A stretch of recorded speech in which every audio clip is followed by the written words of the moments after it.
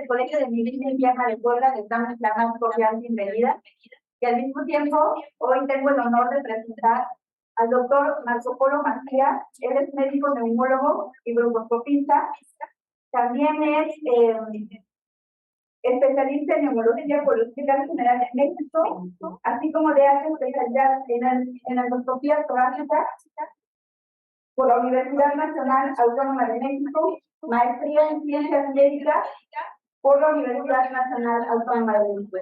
Él nos va a hablar sobre el flujo inspiratorio. Un fuerte aplauso, por favor.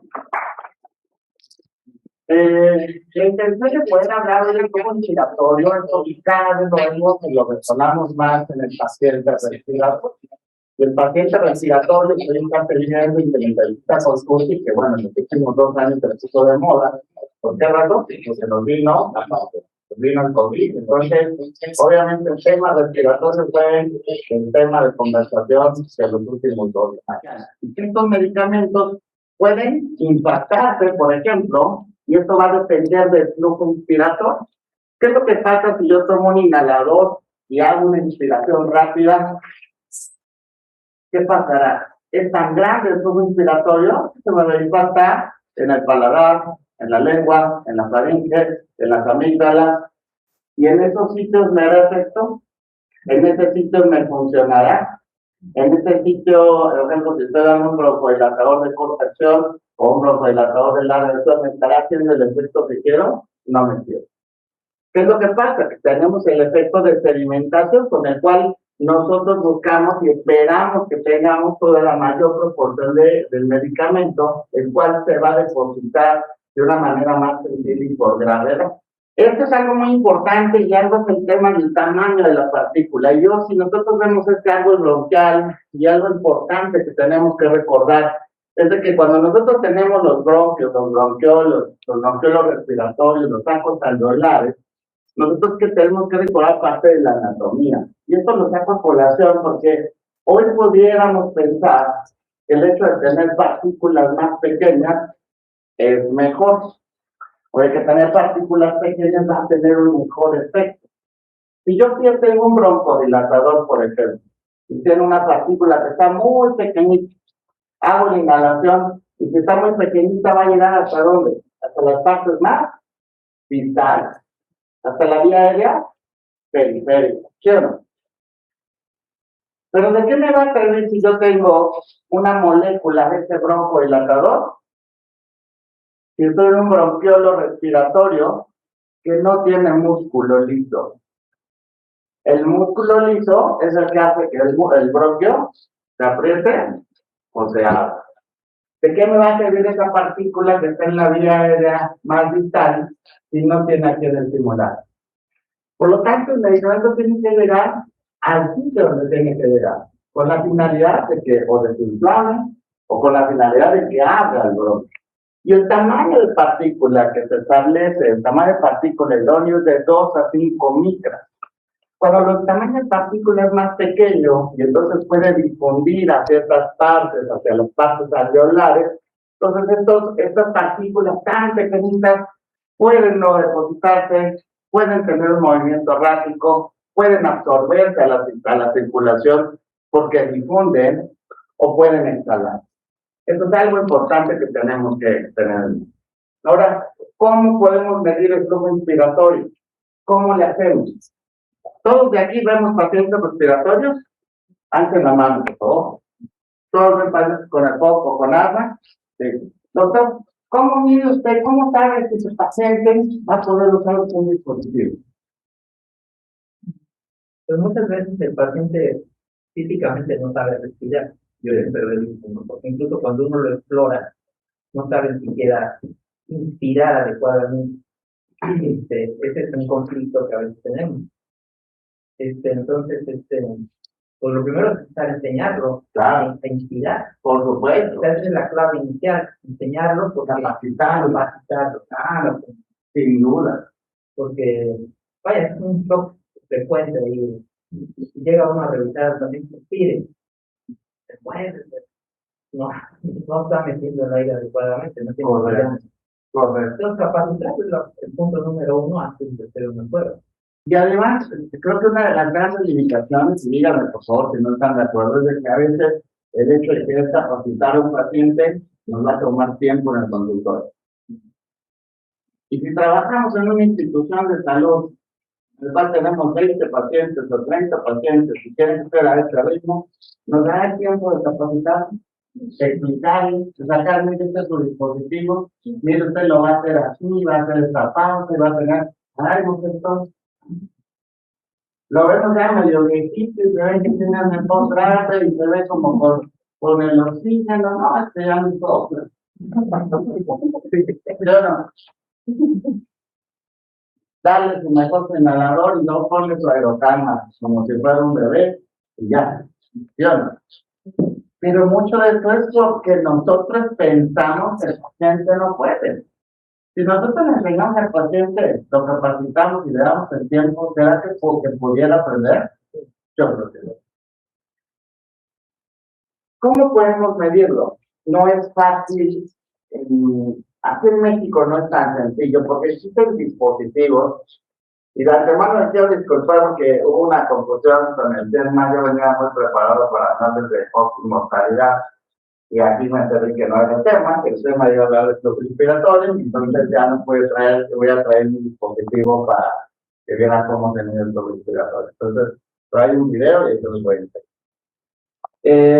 Algo de lo que nos sirve son los entrenadores, por ejemplo, entonces hay quienes los diferentes laboratorios nos van dando entrenadores y bueno, los podemos tener en el consultorio, con el médico y con el paciente, le enseñamos y le decimos cómo lo hagan. Pero existen también otros dispositivos, como ese que aparece en segundo lugar, que es el InChequeal, que es este que tienen ustedes aquí. Es un dispositivo que está muy interesante. Parientes, ¿a qué se les asemeja más o menos? Como un flujómetro, ¿no? Como que se ocupa en el paciente asmático para ver justo el tubo respiratorio pico y ver si la variabilidad del paciente asmático, si se acuerdan, para ver si el paciente está en control o no, se parece. Pero fíjense que tiene algo bien interesante. En esta parte de aquí, esto es una rueda que va a girar y que va por colores. Si ustedes se dan cuenta, como rayitas de distintos tamaños. Y entonces estas rayitas lo que son los grados de resistencia. Entonces, esta es la resistencia alta, esta es la resistencia media alta, media baja y baja. ¿De acuerdo? ¿De qué me sirve yo moverle la resistencia? Porque yo sé que cada dispositivo que yo le voy a prescribir a mi paciente tiene diferentes tasas de resistencia.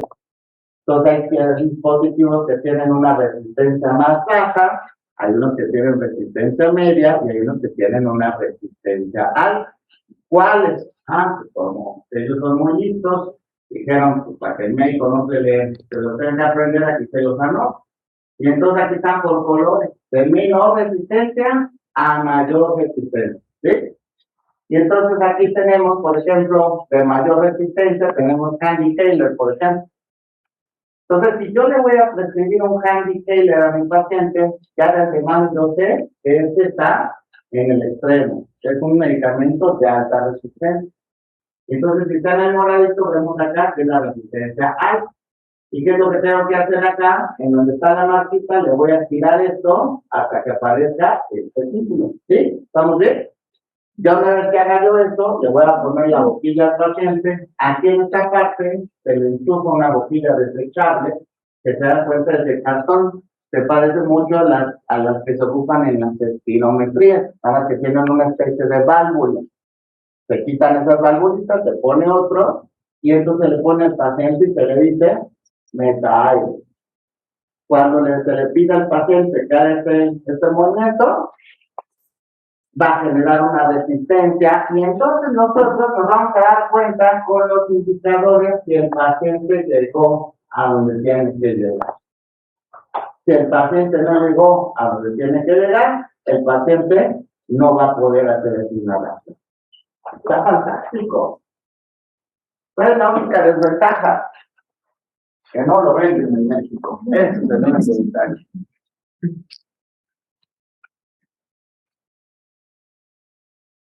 Es un pequeño video.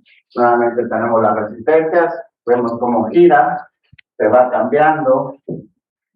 de alta, media alta, aparece los indicadores, los medidores, si ustedes se dan cuenta, aparece expresado en litros por minuto.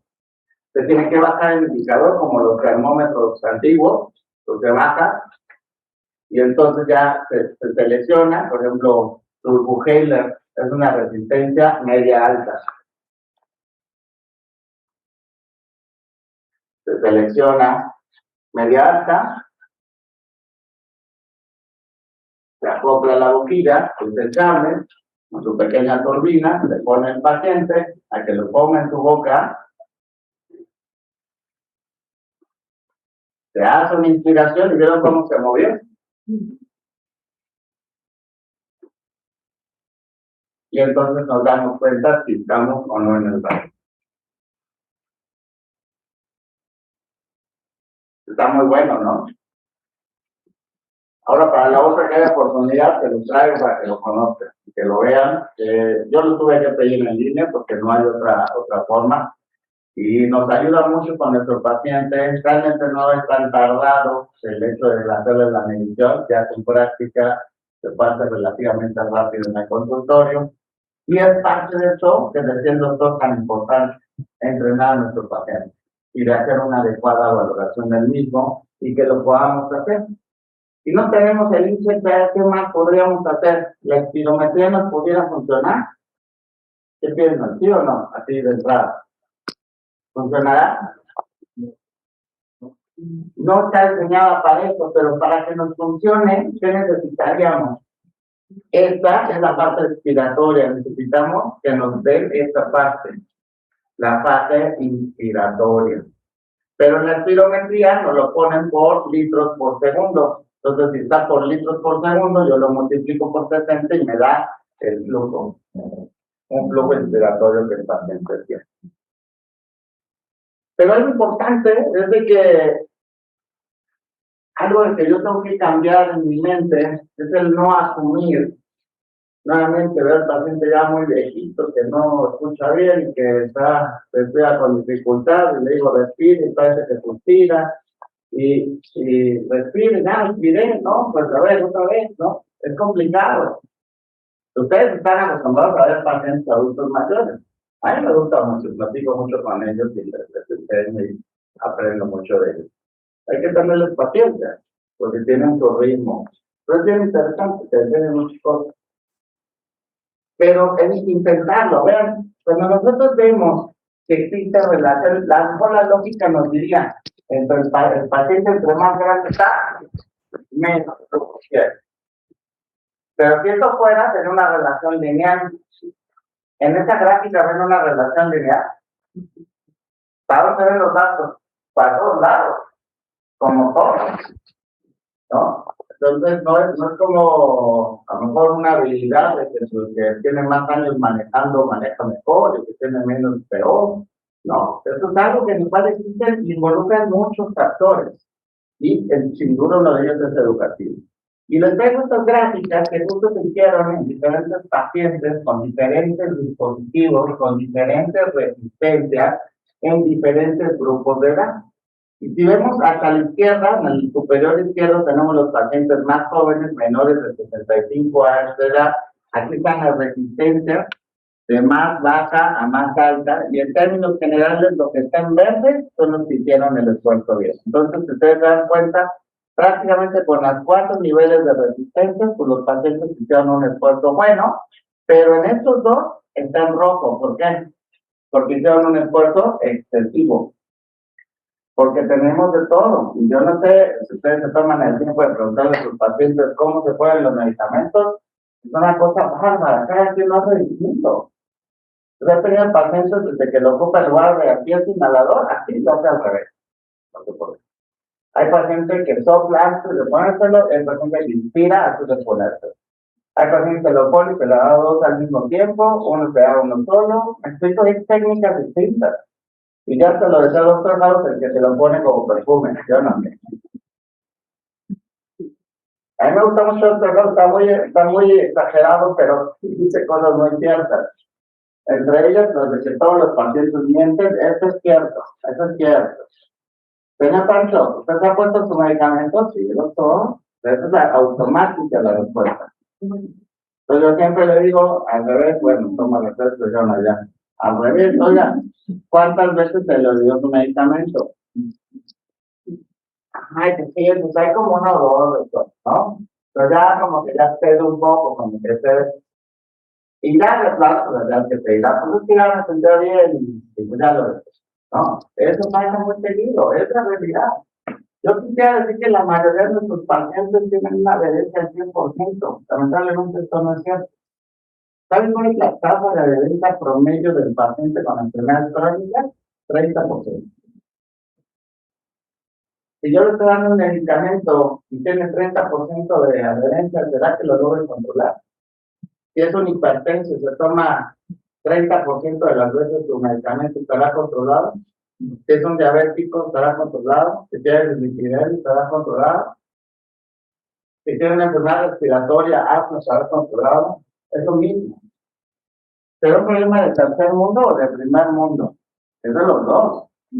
Porque aunque en primer mundo pudiéramos pensar, piensen en Londres, por ejemplo, que tiene un sistema de salud distinto al nuestro y en el cual el paciente no tiene que comprar medicamentos, igual a la farmacia y le surten su medicamento. Esos pacientes, la tasa de surtimiento de recetas, pensaría uno que es al 100%, y no lo es. El número de cáncer de dispositivos que surten mes a mes, en promedio no llegan ni a 6 por año. O sea, 50%. Entonces es algo que requiere, otra vez, y lo dijo el doctor, ¿qué requiere el doctor? Educación al paciente. Y bueno, acá ya no les mencioné, son los de 75 a 79 años, que pudiéramos pensar, este está ya bien viejito, este ya me sopla, y ver, pues sí sopla. Pero hay que decirle con cuál, hay que decirle cómo, hay que enseñar. Este es un paciente de 59 años que tiene diagnóstico de POC, que tiene un CAT de 15. Se recordarán, el CAT es una escala de síntomas en el POC que se llama Biofilia Assessment Test, por eso la C, la A y la C, en el cual un puntaje de 10 o más implica que son pacientes ya sintomáticos con afección en su calidad de vida. Y son 8 preguntas del CAT. Está muy fácil. MMRCB2, que es la escala de Disnea, de la Modified Medical Research Council. El 2 es que el paciente se va caminando con su esposo o con un amigo, no le puede seguir el paso, se cae. Se tiene que caminar más despacio. Tuvo neumonía por COVID, no estuvo intubado, afortunadamente, y bueno, en esto ahí se le está midiendo, y tiene un flujo expiratorio de 70 litros por minuto. Y ya con eso, pues nosotros nos podemos dar cuenta qué pudiera ser mejor para él, qué dispositivo se pudiera acoplar mejor para su uso. ¿Qué factores influyen en esto? Esto tiene mucha lógica. Relacionados con el paciente, pues la capacidad inspiratoria. La capacidad inspiratoria es distinta en todos nosotros, dependiendo de nuestras condiciones. Si yo tengo aquí un paciente muy flaquito, tengo un paciente con un cuerpo atlético, si tengo un paciente con obesidad mórbida, ¿tenemos la misma capacidad inspiratoria? Sin duda no. El paciente que tiene obesidad mórbida, su diámetro de su cuerpo es de este tamaño, pero su caja torácica es de este tamaño.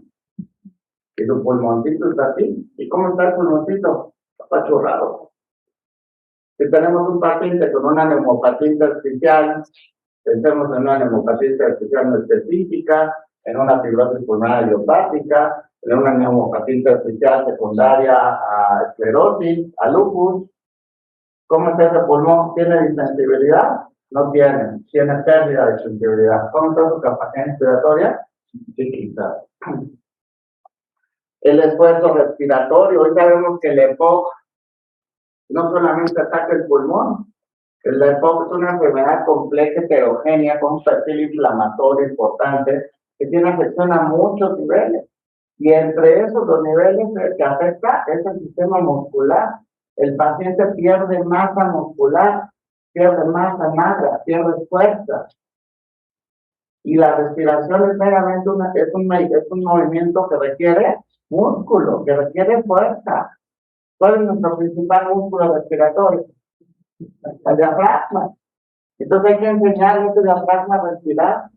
¿Cuántas veces le enseñamos al paciente respiración a respirar con el diafragma? ¿Cuántas veces le enseñamos a respirar con los labios fruncidos, por ejemplo? ¿No? Ejercicios básicos de rehabilitación. ¿Cuántos pacientes con EPOC hoy, honestamente, los tenemos con algo de rehabilitación pulmonar? Casi ninguno. ¿Y sabían ustedes que la rehabilitación pulmonar influye en la mortalidad del paciente con EPOC? ¿Sabían ustedes que el hecho de que un paciente con EPOC esté sedentario, su riesgo de mortalidad se incrementa hasta más del 60% por estar sedentario versus el que está activo? Es momento de parar al paciente. Y decir, usted se va a parar y va a hacer ejercicio. Oye, doctor, pero no está escuchando, ¿cómo voy a hacer ejercicio si me canso, si me sofoco, me falta el aire, no puedo respirar? No es lo mismo si tengo dos pacientes de 75 años con EPOC, aunque usen oxígeno suplementario, y uno camina todos los días, o se sube a la bici todos los días con su oxígeno, y el otro se la pasa postrado en el reposo. Tendrá la misma capacidad física, tendrá la misma condición física, tendrá la misma capacidad inspiratoria, tendrá la misma cantidad de síntomas, tendrá la misma calidad de vida, tendrán el mismo pronóstico, evidentemente. Entonces, pensemos en eso, en rehabilitación de nuestros pacientes, fortalecimiento del músculo respiratorio. Hoy existen muchos dispositivos que nos ayudan a entrenar músculos respiratorios, a fortalecer músculos respiratorios, inspiratorios, expiratorios, de enseñar al paciente a respirar. ¿Cómo entonces elegir el mejor dispositivo? Y justo estas son unas recomendaciones sobre cómo poderlo hacer enfocadas en el paciente con EPOC, pero pudiera ser aplicable a cualquiera de ellos. Y el número uno dice, tenga en cuenta los aspectos fisiopatológicos del paciente. Y hay que pensar que un paciente con EPOC tiene los bronquios cerrados. Es un paciente que tiene remodelación bronquial. Es un paciente que tiene obstrucción al flujo aéreo. ¿Y esto qué tiene como consecuencia? Que si tiene obstrucción al flujo aéreo, el paciente generalmente está hiperinsuflado, porque el tiempo expiratorio no le alcanza para drenar ese pulmón. Entonces, si yo meto 500 mililitros y saco 499, ya me quedé con más 1. Y con la siguiente respiración, más 2. Y la siguiente, más 3. ¿Y qué le va pasando a ese pulmón? Se queda cada vez más inflado. Y no vemos las radiografías de los pacientes que a veces hasta cortadas, que no alcanzamos a ver los ápices o las bases. Los vemos, están grandotes. Si yo tengo un pulmón de este tamaño y lo pongo a respirar, desde ustedes que todos están sanos, hace esto. El paciente con el cuerpo está inflado, lo pones a respirar y hace. ¿Sí? Hay que tomar en cuenta eso, hay que tomar en cuenta los aspectos fisiopatológicos y quizás el paciente asmático sea distinto. Características específicas de cada dispositivo. Y eso es bien importante. Hace ya algunos años, cuando trabajaba yo en una institución pública, y le daba la receta al paciente y le decía, vaya usted a la farmacia, va a cambiar, le van a dar este medicamento y regresa. Y me toca para que le pueda yo enseñar. No, doctor, ya dice, tengo que ir, no puedo, bueno. Entonces voy a explicar. Usted va a recoger su medicamento, entonces usted viene en una caja, usted va a sacar va a abrir esta caja y va a salir un dispositivo que está así como alargadito. ¿Okay? Luego este dispositivo está alargadito, tiene como un botón a la mitad que usted lo va a fracturar, entonces ya va a salir como una cajita de plástico transparente. ¿Okay? Luego funciona la cajita y va a tener un cartuchito. Y el cartuchito lo va a meter en un hoyo que tiene en la pared. Y luego busca una superficie dura para que usted pueda meter y empuja hasta el fondo del cartucho, porque si no, no va a cargar. Luego la tapita que usted quitó, ¿se acuerdan? La vuelve a poner como la quitó, pero si no hace clic, está mal, y entonces tiene que darle un giro de 180 grados para que entre. Ahora ya nada más vamos a colgar. Va a tomar la parte de abajo y la parte de arriba y las va a girar en sentido opuesto a las manecillas del reloj hasta que vuelva a hacer clic. Ustedes creen que la mitad de ese discurso el paciente está pensando en qué va a hacer con él. ¿Creen que me entendió algo? No es lo mismo que utilizan un dispositivo que tiene 13 sencillos pasos que 3. Es igual. Hagamos las cosas fáciles para nuestro paciente. Porque nuestro paciente con EPOC, además de tener EPOC, es cardiópata, es hipertenso, tiene arritmia, es diabético, es dislipidémico, tiene síndrome metabólico, tiene Parkinson, tiene temblor, le falla la vista, le falla el oído, no entiende bien, no escucha bien. Tiene múltiples comorbilidades que puede hacer que la hagamos difícil. ¿Cuántas veces, a mí me ha pasado muchas veces, que el paciente llega está con el medicamento de la capsulita y el paciente se la está tomando y no les está inhalando? Pasa. Muchas veces. ¿Cuántas veces tenemos este dispositivo que suena, que parece como un salero? Seguro, ¿cuál es? Y el paciente dice, doctor, me salió súper bueno el dispositivo porque llevo ya como 3 meses con él y no se me acaba, mira, todavía suena. ¿Sí o no? Pasa. Entonces hay que tomar en cuenta esto en nuestros pacientes. Es cierto que los pacientes con EPOC solo deben de utilizar inhaladores dosis medida. Recuerden, los dos grandes grupos son inhaladores dosis medida, que es el clásico y el spray. ¿Cuál es el principal spray? Es salbutamol. El salbutamol desde hace 50 años hoy está ahí. De salbutamol a la actualidad ha habido una revolución en dispositivos.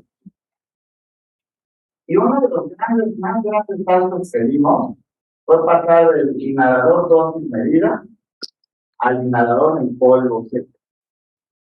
Cosa que yo se lo llamo así porque yo no conozco un polvo mojado, pero bueno, es inhalador en polvo seco. Pero ahora no sé qué pasa, que ya que tenemos inhaladores en polvo seco, y además tenemos buenísimos inhaladores en polvo seco, ahora otra vez vamos a los inhaladores dosis medida. No sé por qué. Y pasamos ya entre ellos con los que tienen cápsula. Entonces no se puede usar un polvo seco. La respuesta es right. El paciente lo puede usar. Y el paciente solamente se tiene que entrenar. Y algo de lo que es importante evaluar es el tema de los errores críticos. Un error crítico es un error que comete el paciente al momento de hacer la inhalación, que va a traer como consecuencia que el medicamento no llegue a donde tiene que llegar. Y si no llega a donde tiene que llegar, ¿le va a funcionar? No le va a funcionar. Yo le puedo dar el mejor medicamento del mundo, pero si el paciente no lo usa, no le va a funcionar. Si lo usa mal, no le va a funcionar. Necesito dar un medicamento que tenga una menor tasa de errores críticos per se. Y hoy en día, lamentablemente, la tasa de errores críticos de la mayoría de los dispositivos es muy alta. Y si nosotros pensamos en la tasa de errores críticos de Respimat, anda cerca del 50. Si pensamos en la tasa de errores críticos de un IBM, 48. El dispositivo, como ya se pueden imaginar, que de acuerdo a la literatura que está reportado, el que tiene menor tasa de errores críticos al día de hoy, es el ISA. Es un dispositivo que si ustedes lo han usado, si no lo han usado, pruébenlo. Yo siempre pruebo todos los medicamentos que hay. ¿Lo tienen? Sí. Yo siempre pruebo todos los medicamentos que me traen los laboratorios, yo los pruebo. Y entonces les enseño y les digo, toquen, no tengan miedo. Y, ¿por qué no? Porque el médico puede tener muchos mitos alrededor. No, trajiste. Uy, no saqué por decirlo. No, güey. No.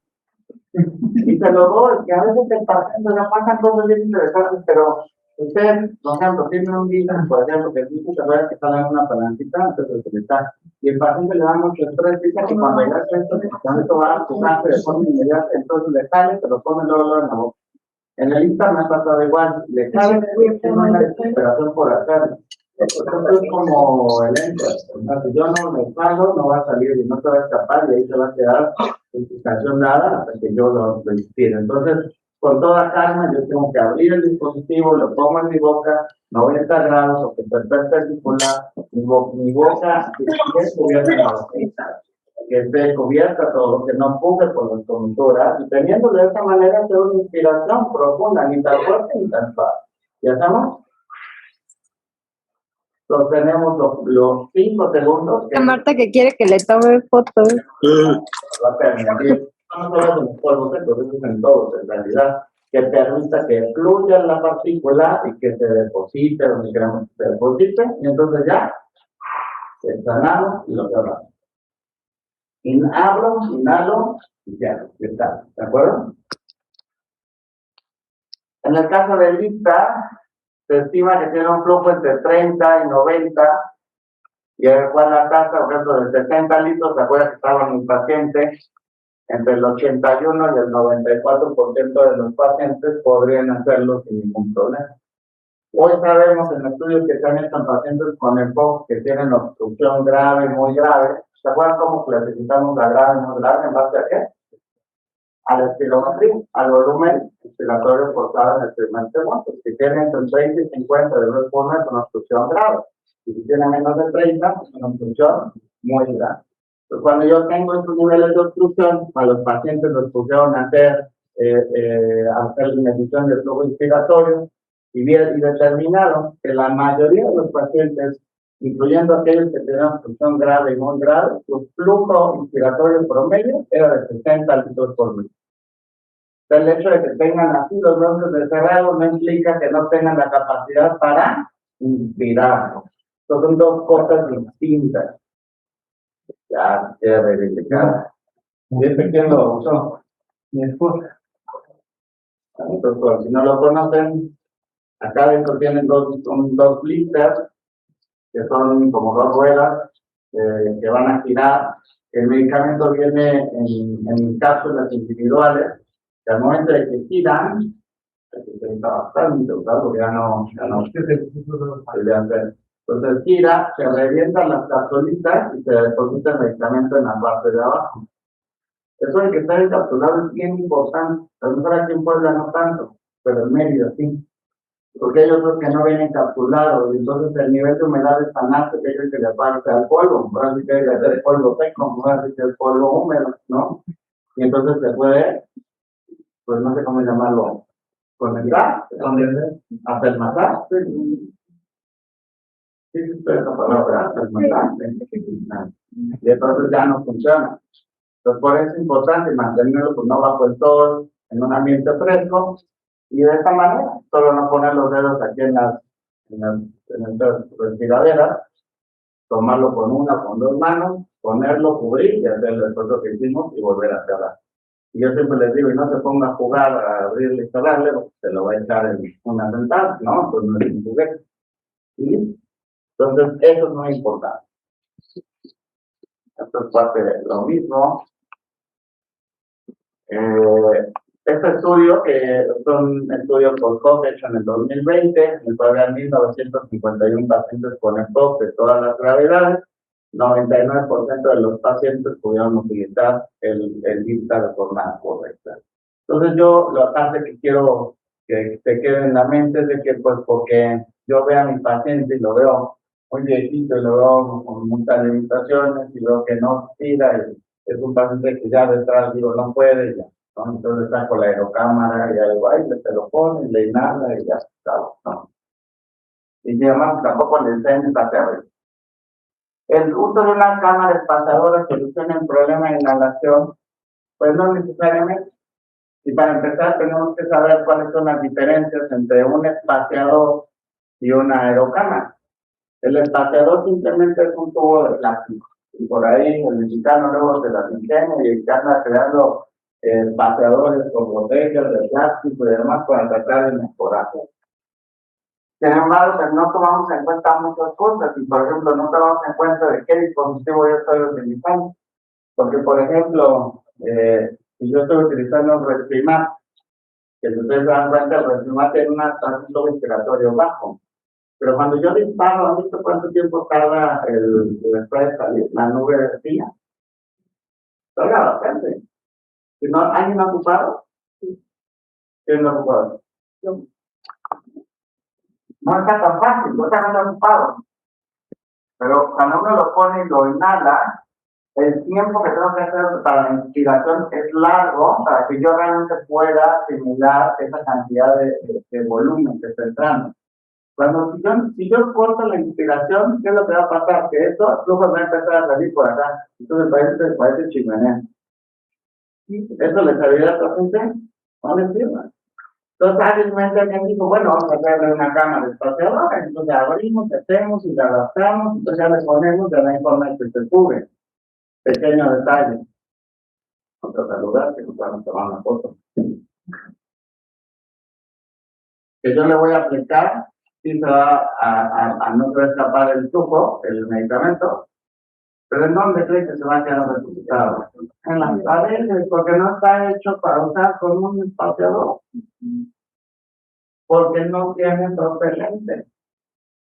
Y entonces se va a quedar ahí pegado. ¿De qué le va a servir al paciente? De nada.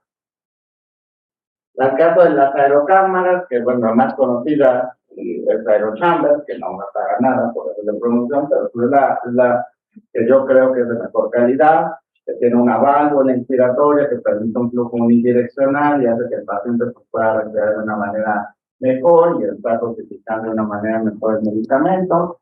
Pero de todos modos, esto no quita que el paciente tiene que respirar, que el paciente tiene que hacer el cierto grado de coordinación, además de que también a algunos pacientes no les gusta por el hecho de que tienen que estar cargando con las dos cosas, ¿no? Con la máscara, con el espaciador y el dispositivo.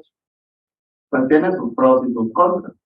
Sin duda son los medicamentos que más tiempo tienen, que más se conocen. Además hay algunos pacientes que se acostumbran a ellos, porque a veces el paciente es muy de escuchar, entonces si escucha que suena, porque sale, entonces sí siente que le dio.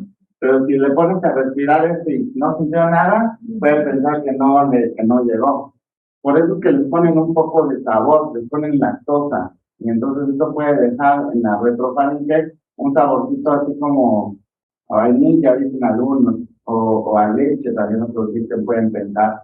Pero es con la finalidad de que pueda sentir el paciente si realmente lo tuvo o no, o si hizo la inhalación correcta. Los inhaladores presurizados favorecen la penetración del fármaco. Con el uso de la aerocámara eliminaría la necesidad de coordinación, que ese es otro factor. O sea, no todo es el flujo inspiratorio, sino también es la coordinación. En el caso de los inhaladores de dosis medida, pues requiere una mayor coordinación y en el cual el paciente, al momento de estar haciendo la inspiración, pues tiene que apretar y no cortar la inspiración, porque si corta la inspiración, pues entonces se va a quedar impactado. Y lo que queremos es que entre con la inspiración. Entonces, cuando dices que inspire y si va a la mitad, si está a la mitad de la inspiración, pues puede que no le atine o lo haga demasiado tarde, demasiado temprano. Entonces, la cantidad de medicamento que se deposita pues es menor y puede ser tan baja como hasta el 20% o menos. En el caso de los inhaladores en polvo seco, algunos se pueden obtener cifras hasta el 40% de depósito. Ahora, el hecho de que tenga más depósito implica que el medicamento es mejor. No, eso es un mito. O sea, el hecho del depósito va más relacionado con la cuestión de las técnicas, si el paciente está utilizando su medicamento o no. La eficacia depende de muchas cosas, entre ellas que el paciente sea adherente, que tenga buena técnica, las moléculas, la selectividad, la potencia, la adherencia, la duración del efecto, etc. Entonces, el hecho de la eficacia no correlaciona con un tamaño de partículas, por ejemplo. Entonces, esto es algo importante que tenemos que recordar. Uso del sistema Respimat no se usa con aerocámara. Errores más comunes: montaje incorrecto del dispositivo, las cámaras pueden disminuir la dosis emitiva, el tema del propelente, inhalar demasiado rápido, tienen que ser inhalaciones, se habla de lo más normal posible, puede ser caro, puede ser voluminoso, puede ser que el ensamblaje pueda resultar complicado para algunos pacientes o también molesto para el uso. Y finalmente, ¿puedo mejorar el flujo respiratorio de mi paciente? Sí, sin duda. Y creo que parte de lo que puedo hacer es, volvemos a lo que hablamos al inicio, rehabilitación pulmonar, poner al paciente a respirar, poner al paciente a que haga ejercicio, que se empiece a mover. Hoy tenemos dispositivos sencillos, desde un inspirómetro, por ejemplo, intensivo, o un triflow, el de las bolitas, ¿no? Que conoce mejor el paciente, Hay que enseñarle, le puede servir, sí, le puede servir. Lo ocupamos mucho a pacientes operados, por ejemplo, para que no vaya el paciente que a selectarse, de que el paciente esté respirando. Entonces lo que yo quiero es que el pulmón se esté moviendo. Pero nuevamente hay que enseñarle, porque si no le enseñas, el paciente lo hace como quiera. Entonces agarra el kilómetro, agarra la bandera y empieza. Y eso le va a salir algo, nada. Nada más te va a cansar, te va a marear, va a perder CO2, ¿sí o no? Entonces hay que hacerlo como debe de ser. Entonces el paciente tiene que hacer de 10 a 15 inspiraciones con un esfuerzo inspiratorio constante, sostenido para tratar de mantener la bolita lo más, el mayor tiempo posible. Si logra 1, 2 o 3, a mí me es relevante. Lo que a mí me interesa es que el paciente mantenga el flujo que estoy haciendo. En ese momento que suelta, ya, descansa 20 segundos y hace 2, ya se intenta 10, 15, a lo mejor cada 12 horas. Eso le va a ayudar y si hagan ustedes. Hagan 15 inspiraciones profundas sostenidas y van a ver como si quiera abrir un poco el tórax, ¿no? ¿Por qué? Porque estamos utilizando los músculos y es lo que queremos, esos músculos se estiren, se fortalezan para que están respirando, están haciendo la prueba, a ver si es cierto. Entonces, es importante, las ligas son importantes, la fuerza muscular, las que corren por relaciones en la fuerza de los cuádriceps, en la fuerza de los cuádriceps del bíceps, con la fuerza respiratoria y la capacidad que este paciente va a poder para el momento de hacer una respiración. Caminata de 6 minutos, es otro de los factores que nos puede ayudar. Entonces, el flujo inspiratorio se puede rehabilitar en el paciente con el box. Hay que enseñarle, hay que educarlo, hay que incitarlo a que haga ejercicio, a que se mueva, a que camine. No puedo, me canso, no puedo estar sin oxígeno. Pues el portátil, doctor, está muy caro, no me alcanza. Bueno, entonces es normal, pues se pone una manguerota de 10 metros y se pone a caminar ahí en el cuarto y le da 10 vueltas. Y se siente, y después a la hora otra vez se vuelve a parar y le da otra 10, ¿no? Moverlo y sacarlo, que no esté en calma, que no esté intentado. El paciente que sea más activo le va a tener mejor pronóstico. Y creo que con esto llegamos a las conclusiones. Incorporar la medición del abdomen inspiratorio sería lo ideal, en pensarlo, tomarnos el tiempo.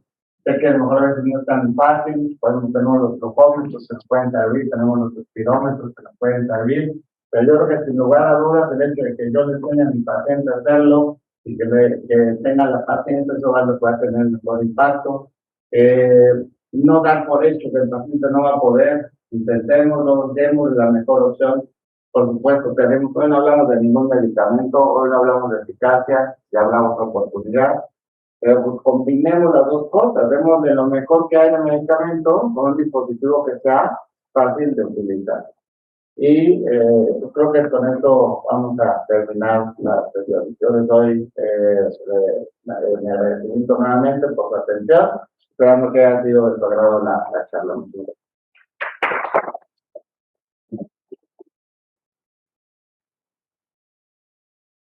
¿Alguna pregunta o comentario para el doctor? ¿Tenemos en el chat alguna pregunta? No, no han escrito.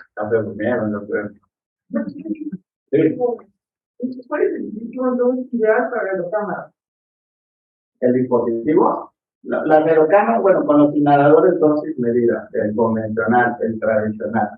Y dentro de ellos tenemos lo que son las suspensiones, que son medicamentos que tienen propileno.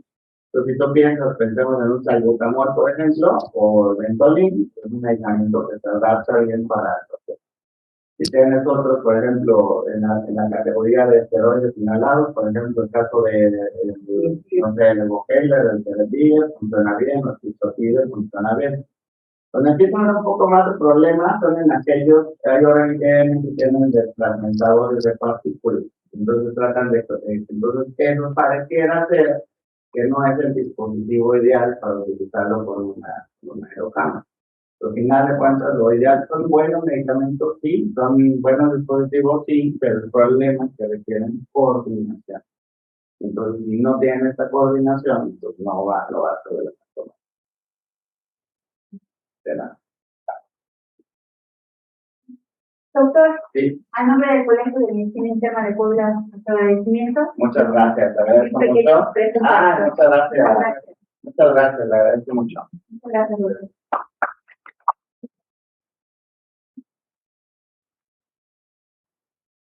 También los invitamos a nuestra próxima cena baile del colegio, que va a ser el día viernes 9 de diciembre en el Salón Castillo Dorado.